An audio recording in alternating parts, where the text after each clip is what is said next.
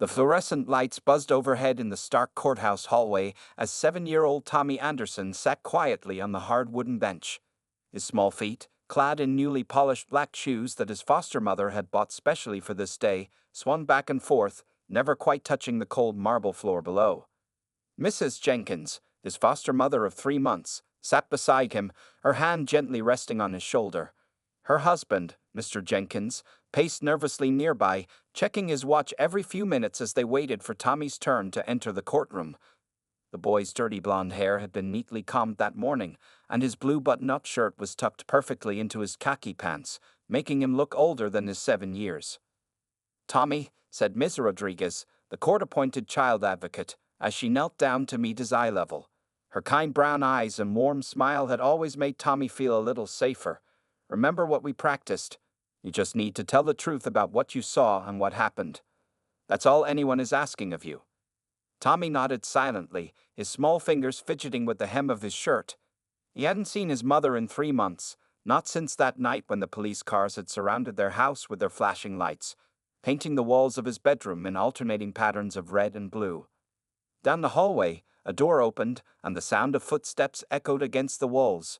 Tommy's head snapped up, his heart racing as he saw 2 police officers escorting someone.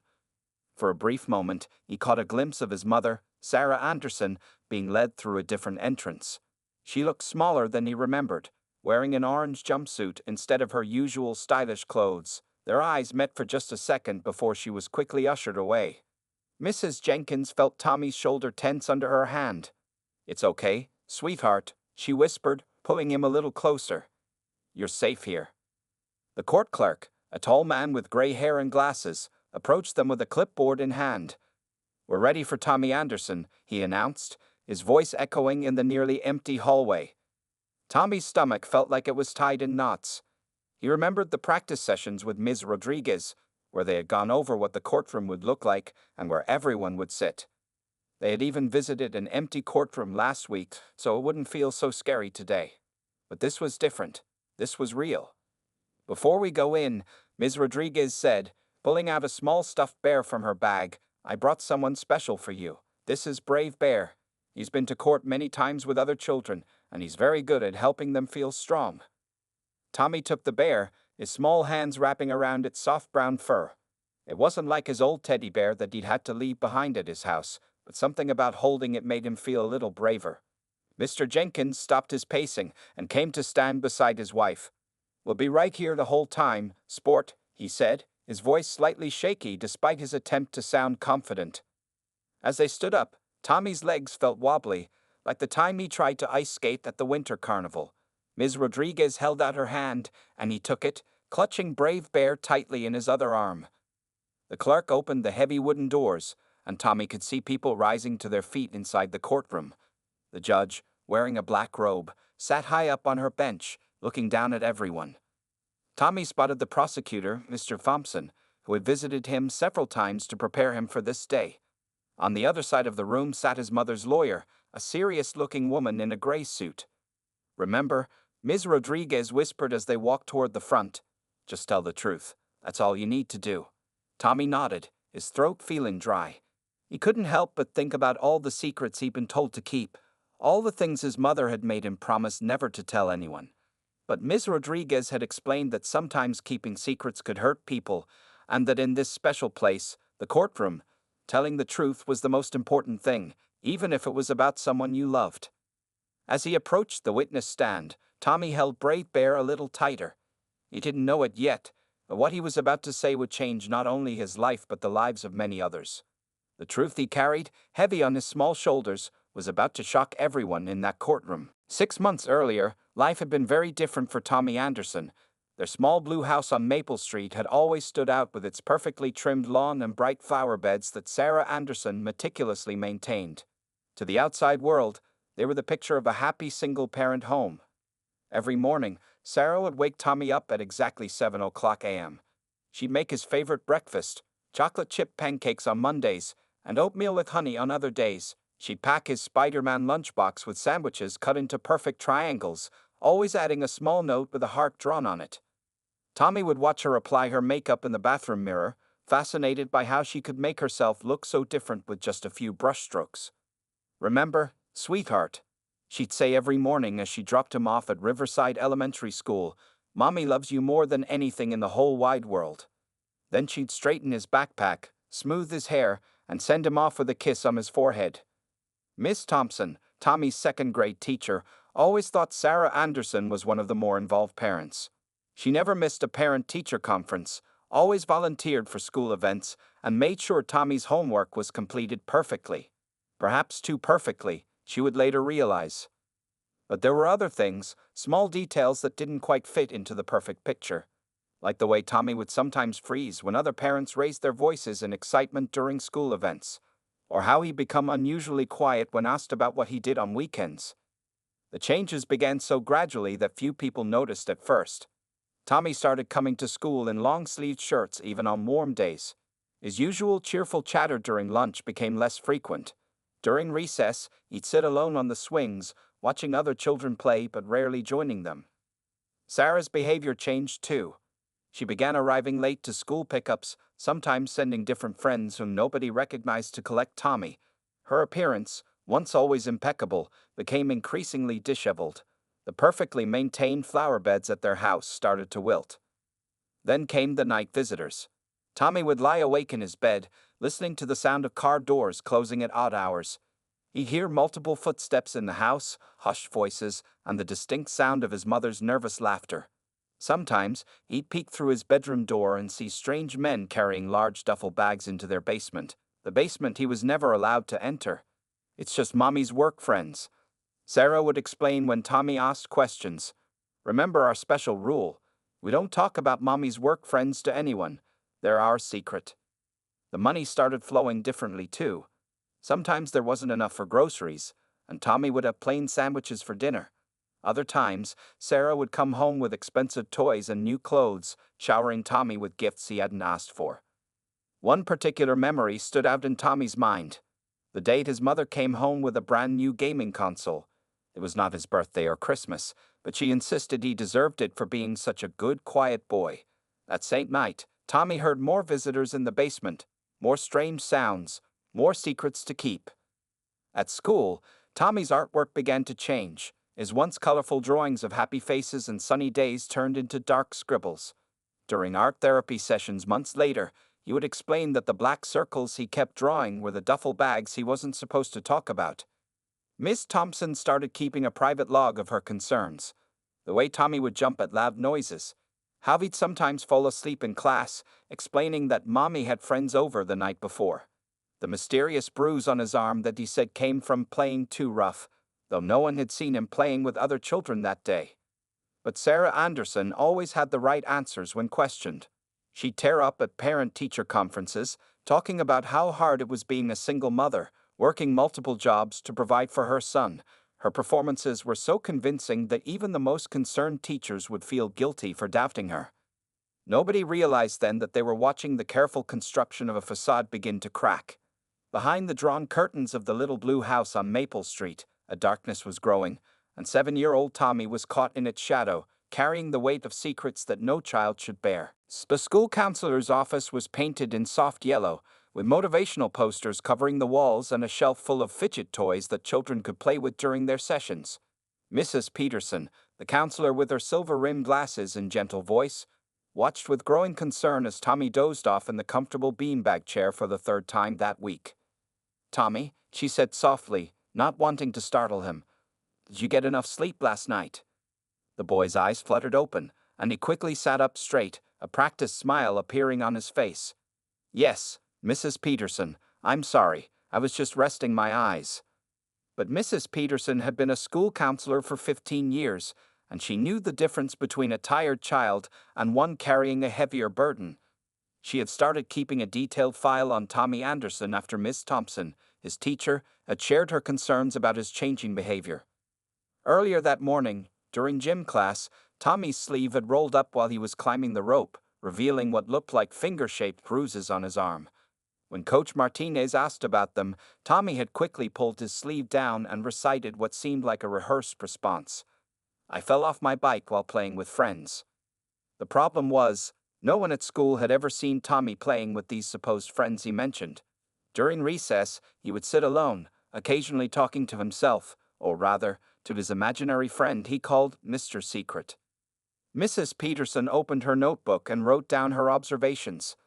The timestamp read 2:15 p.m., October 12th. Tommy, she began carefully, can you tell me about the people who visit your house? The change in Tommy's demeanor was instant. His shoulders tensed, and his small hands gripped the edges of the beanbag chair. Mommy says I'm not supposed to talk about that, he whispered, his eyes darting to the door as if checking to make sure no one else could hear. You know this is a safe place, right? Mrs. Peterson leaned forward slightly. Everything you tell me stays in this room, just like we discussed. Tommy's lower lip trembled. But Mommy says bad things will happen if I tell. She says they might take me away from her, and then no one will love me anymore. The counselor felt her heart sink. In her professional experience, children who were taught to keep secrets often carried the heaviest ones. She noticed Tommy's hands shaking as he reached for a fidget spinner from the shelf. The men who come at night are scary, Tommy continued suddenly, his voice barely audible. They talk loud in the basement, and sometimes I hear things breaking. Mommy cries sometimes after they leave, but in the morning, she says everything is fine and gives me new toys. Mrs. Peterson wrote everything down, her hand moving quickly across the page. She knew she would need to file a mandatory report with Child Protective Services after this session. Yesterday, Tommy went on, gaining a bit of courage. One of the men saw me watching from the stairs. He had a scary smile and told Mommy that kids shouldn't be up so late. Mommy sent me to my room and locked the door from the outside. I couldn't get out until morning. The counselor noticed fresh marks on Tommy's wrists, likely from trying to open his bedroom door. She took a deep breath, maintaining her composed expression despite the alarm bells ringing in her mind. Tommy, I need you to understand something very important, she said, moving to sit closer to him. What's happening at your house isn't normal, and it's not your fault. No one should make you keep secrets that make you feel scared. The boy's eyes filled with tears. But Mommy says secrets keep us safe. She says if I tell anyone, bad people will hurt us. Mrs. Peterson reached for her phone, knowing she needed to act quickly. The signs were all there: the isolation, the unexplained injuries, the forced secrecy, the mysterious late-night visitors, and the pattern of buying silence with gifts. As she began dialing the number for CPS, she watched Tommy return to the beanbag chair, curling up into a small ball, clutching the fidget spinner like a lifeline. The weight of his secrets seemed to press down on his small shoulders, but for the first time, someone else was helping him carry that burden. What started as routine counseling session had just become the first step in unraveling a darkness that ran deeper than anyone at Riverside Elementary could have imagined. Detective Lisa Martinez sat at her desk, surrounded by photographs spread out across the surface. The images told a disturbing story: the basement of the Anderson house, filled with evidence of a sophisticated drug trafficking operation. But what caught her attention most was a child's drawing pinned to the evidence board.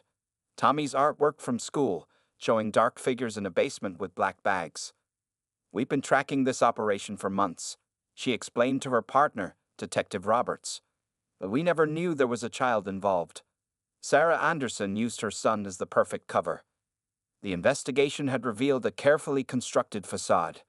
Sarah Anderson wasn't just any drug dealer. She was a key distributor in a major trafficking ring. Her perfect mother routine had been carefully crafted to deflect suspicion. The PTA meetings, the school volunteering, the well-maintained house, all of it designed to create an image of normalcy. The truth lay in the details that were now coming to light. The basement of the Anderson house had false walls, hiding storage spaces filled with drugs and cash. Tommy's bedroom, they discovered, had been strategically placed above the basement, making him an unwitting witness to everything that happened below. The kid heard everything, Detective Roberts said, reviewing Tommy's initial interview transcripts. Every deal, every threat, every conversation. She used his presence to make her operation seem more legitimate. Who would suspect a devoted mother? The evidence was overwhelming. Financial records showed irregular deposits masked as payments for a fake consulting business. Text messages revealed coded conversations about homework deliveries and play dates that were actually drug deals. Sarah had used ordinary mother-child activities as a cover for her illegal operations. But what troubled the detectives most were the videos from their surveillance operation. They showed Sarah using Tommy as a lookout during deals, positioning him by windows or in the front yard to play. If police cars drove by, he was trained to whistle a specific tune, a warning signal disguised as a child's innocent music. She taught him to recognize unmarked police cars. Martinez noted, her voice tight with anger. She turned her own son into a security system. The investigation had also uncovered Tommy's special backpack, one he was never allowed to open but had to carry to and from school on specific days. Inside, they found hidden compartments professionally sewn into the lining. Sarah had been using her son's school routine to transport drugs and money, knowing that no one would suspect a second grader's backpack. More disturbing details emerged from interviews with the neighbors. Mrs. Wilson from next door recalled how Tommy would sit on his front porch for hours, playing with his toys. "I thought he was just an outdoor kid," she had told the detectives. "Now I realize he was posted there as a lookout."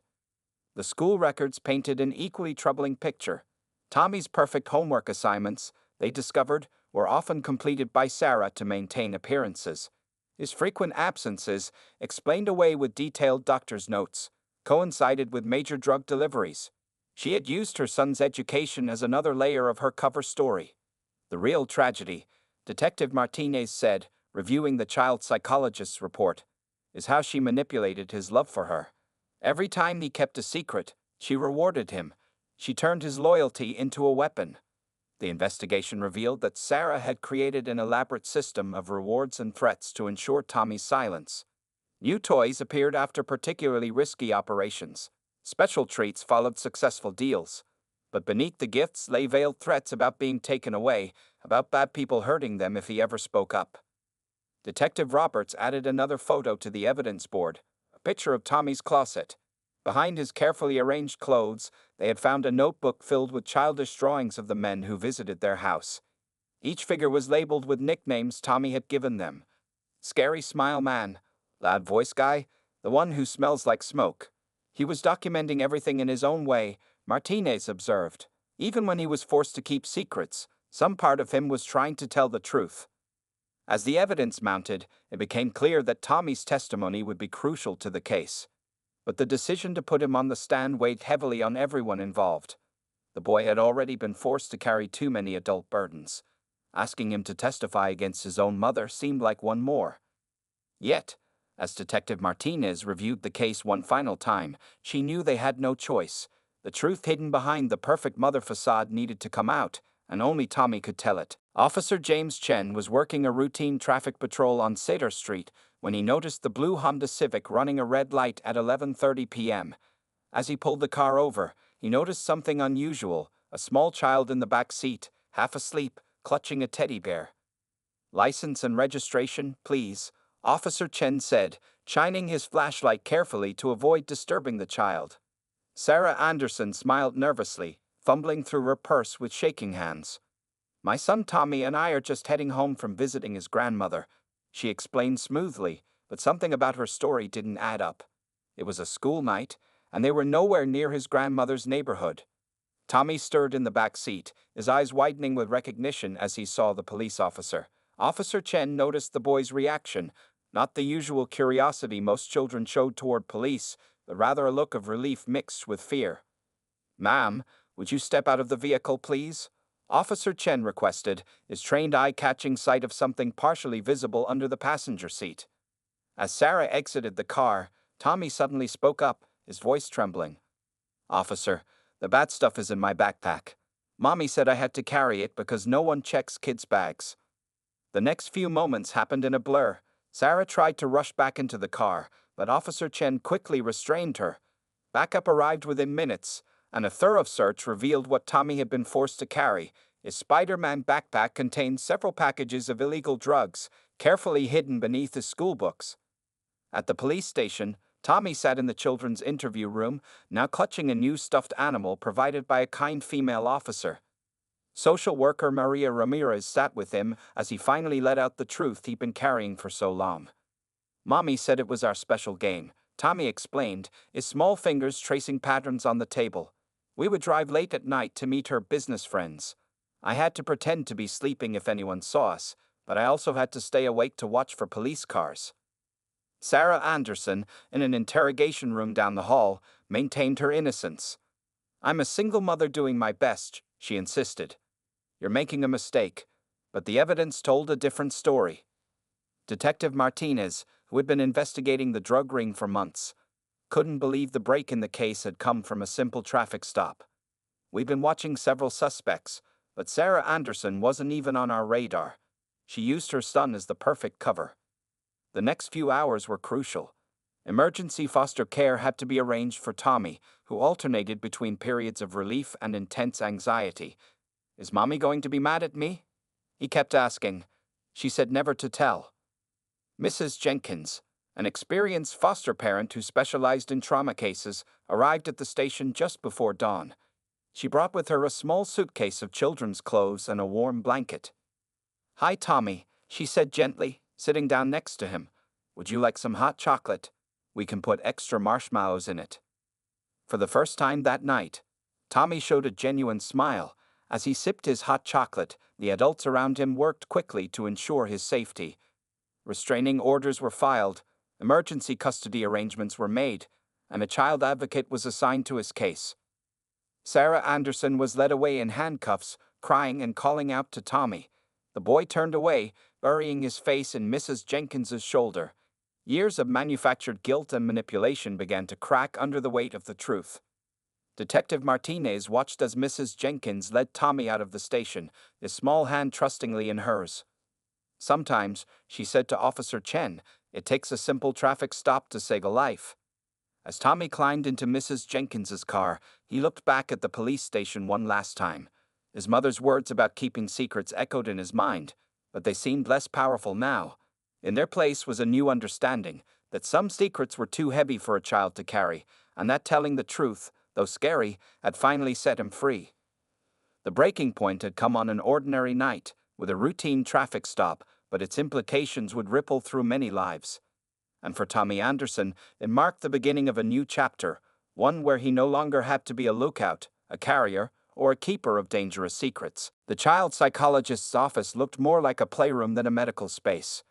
Dr. Emily Santos had carefully designed it that way, with soft beanbags, colorful walls, and shelves lined with toys.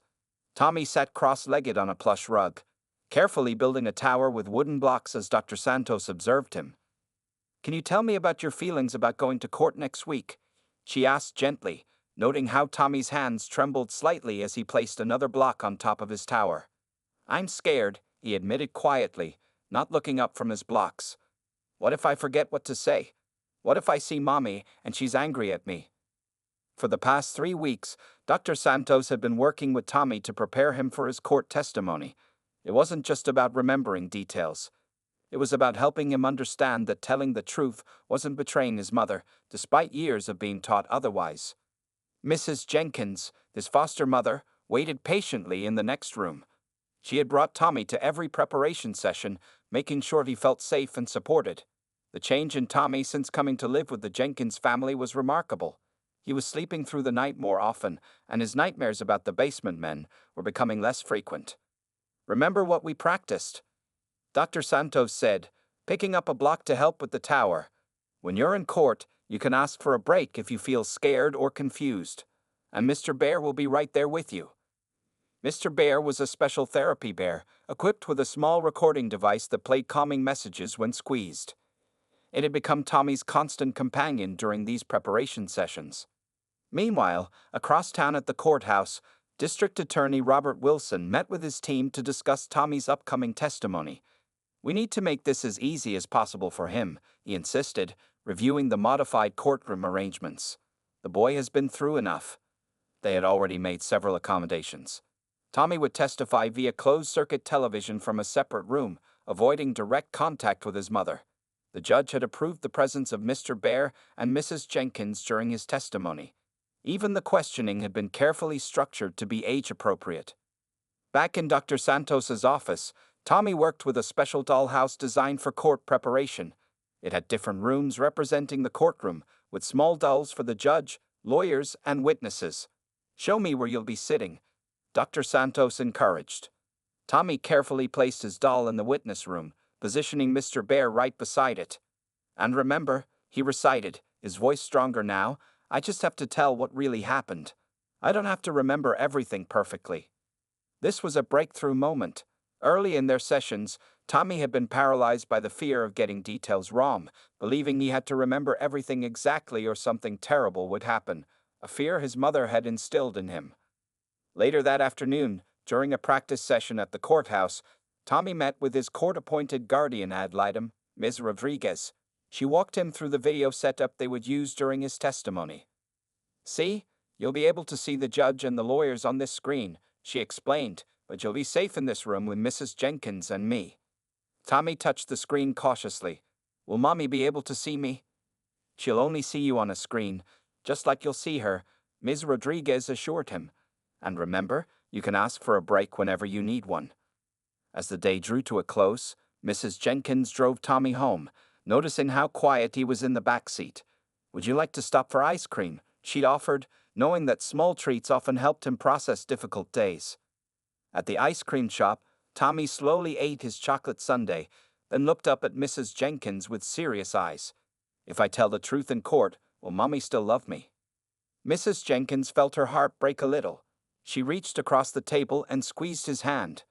"Tommy, nothing you say in court will change the fact that your mother loves you.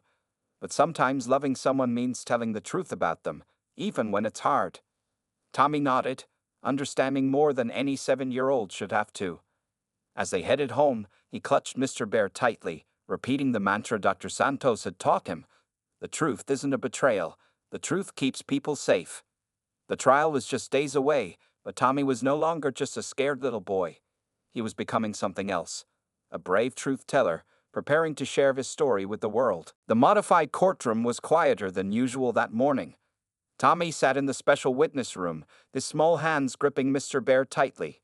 Mrs. Jenkins sat behind him, close enough for comfort but far enough to ensure his testimony would be his own.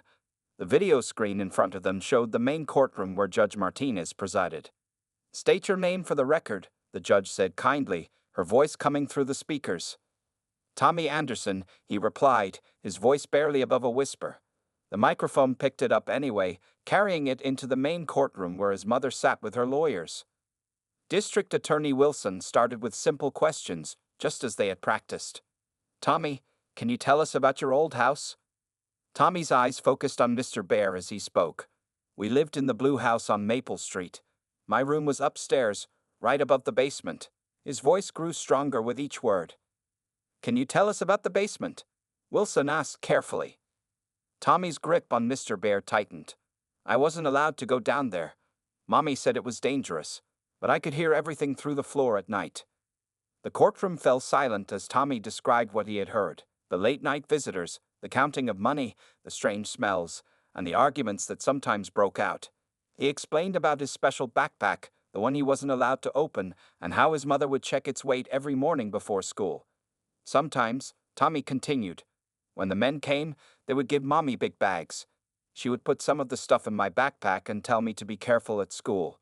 She said if anyone asked, I should say it was just my books." Sarah Anderson's face remained stoic as her son spoke, but her hands trembled visibly. Her lawyer objected several times, but Judge Martinez overruled most of them, allowing Tommy to tell his story. "What happened if you asked questions about the basement?" Wilson prompted. Tommy's lower lip quivered. "Mommy would get scared. She'd say bad people would hurt us if I ever told anyone. Then she'd buy me toys or take me for ice cream, but I had to promise to keep the secrets." He described the signal whistles he was taught to use when police cars drove by, and how he had to sit on the porch as a lookout during what his mother called business meetings. Each detail he shared painted a clearer picture of how deeply he had been involved in his mother's drug operation. "The worst part," Tommy said, his voice breaking slightly, "was when they used my bedroom. They would lock me inside during deals, telling me to be quiet. I could hear everything through the floor." Mrs. Jenkins noticed Tommy's shoulders starting to shake and signaled for a break. Judge Martinez immediately called for a 15-minute recess. During the break, Tommy sipped water and hugged Mr. Bear while Dr. Santos spoke to him quietly, helping him stay calm. When the testimony resumed, the defense attorney began her cross-examination. She tried to suggest that Tommy might be confused about what he had seen and heard, but his answers remained consistent. "No," he said firmly when asked if he might have imagined things. "I know what I saw. I drew pictures of it in my secret notebook." The defense attorney's next question made Tommy sit up straighter. "Did your mother ever hurt you?" Tommy looked directly at the camera for the first time. "She hurt me by making me keep secrets. She hurt me by using me to help with the bad things. She hurt me by locking me in my room and making me lie to everyone." In the main courtroom, several jurors wiped tears from their eyes. Sarah Anderson had finally dropped her composed facade, sobbing quietly at the defense table. As the testimony drew to a close, Judge Martinez had one final question for Tommy.